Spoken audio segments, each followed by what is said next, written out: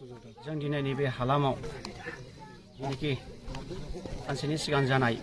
इभिक्सन जायगानि नामानो जाहैबाय 2 नं खालबारि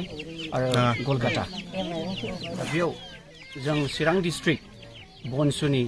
आरो सान्तिपुर आन्सलिक जानानै जों दिनै नैबे हालामाव जों दिनै नुजाफैदों आरो फैनानै जों जोबोद दुखुजों नांफैदों परिस्थितिखौ जों नायनानै गाज्रियैनो जोंनि माखासे हारिफ्रा गोहोम गोलैदों जा खस्थ' लानानै बिथांमोना नैबे हालामाव जाय मानसिफ्रा हा गैया थांनानै थानो थाखाय दा बिथांमोना नैबे जायगायाव फैनानै गावसिनि जेनाखि थांनानै थानायनि राहा लामाखौ खालामना लाफैदोंमोन नाथाय दिनै सरकारा माखासे गावसिनि आयेनखौ लानानै बिसोरो दिनै बिथांमोननि जेनाखि दुखु खस्थ'नि गेजेरजों थांनानै थानो थाखाय जेनाखि गावसिनि जिउखौ खांनो थाखाय जेनाखि न' खस्थ' लुफैदोंमोन बिथांमोननि न'खौ दिनैहाय थेर बेथेर खालामनानै दिनै गालांबाय जों बिथांमोनजों सावरायनानै जों मोनबाय आरो जोंनि मेगनजों जों नुबाय कि न'फ्राबो दिनैहाय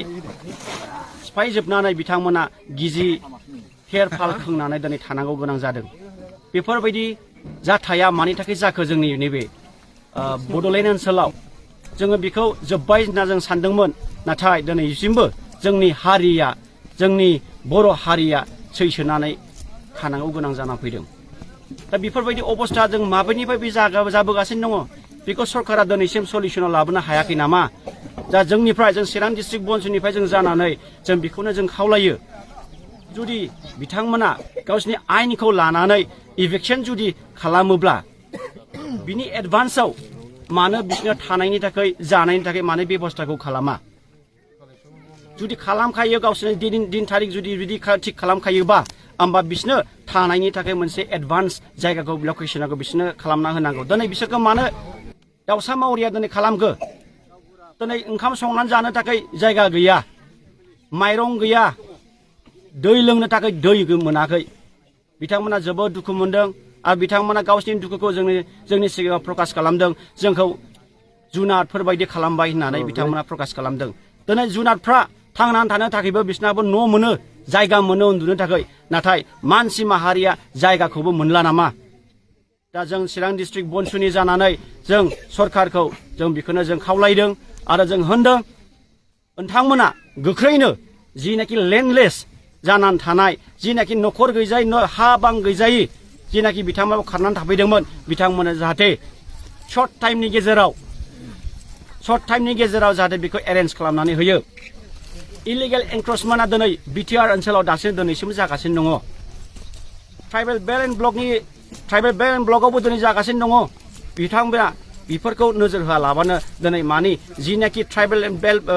बेल एन्ड ब्लकआव जिनाखि मोनथाय दंखायो जोंना ट्राइबेलफ्रा थांनानै थानो थाखाय बेखौ दिनै मानो नोजोर होदों हा दङमोनबा बिथांमोना निश्चयबो फैनाय नङामोन हा गैजायैनि थाखायसो बिथांमोना फैदों दा बिनिखायनो जों बेखौनो जों डिमान्ड खालामगोन सरकारनिसिम बिथांमोननो थांनानै थानायनि राहा लामाखौ सर्ट टाइमनि गेजेराव मेनेज खालामनानै होनांगोन जायगा खालामनानै होनांगोन बेखौ जों चिरां डिस्ट्रिक्ट बनसुनि जानानै जों बेखौ जोङो सरकारनिसिम जों दिनै खावलायनाय थाबाय नोंथांमोना चिरां जिल्ला बनसु हिसाबै नोंथांमोना दिनै बेवहाय माखासे जाग्रा आदारफोरखौ नोंथांनो गथायफैदों बेवहाय नोंथांमोना मा बेसादफोरखौ गथायनाय जादों जोङो दिनै जोंनि चिरां डिस्ट्रिक्ट बनसुनि जानानै जों गोसो गुदुं जानानै बिथांमोननि दुखु खस्थ'खौ जों नुनानै आलाय सिलायखौ नुनानै जा हायो बोथिसेनि थाखाय जों माखासे माइरं आरो दालि बेफोरबायदि बेसादखौ जों एरेन्ज खालामना जों लानानै फैदों नंगौ जों सानोखि बियो बिथांमोननि थाखाय सन्थुष्ट जानाय नङा अब्लाबो